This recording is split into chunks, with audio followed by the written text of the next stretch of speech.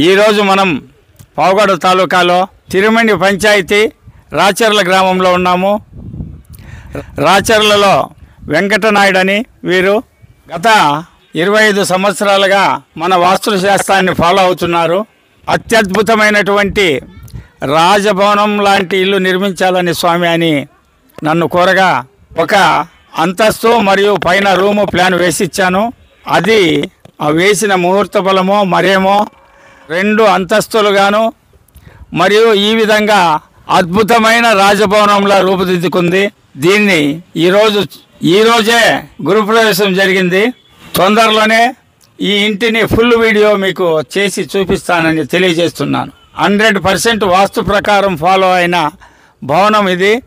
దీన్ని మీకు మరొకసారి పూర్తి వీడియో రూపంలో మీకు చూపిస్తాను. ఇప్పుడు ఈ ఇంటి యజమాని శ్రీ శ్రీ శ్రీ వెంకటనాయుడు గారు 2 మాటలు మాట్లాడవలసిందిగా కోరుతున్నాను. నమస్తే.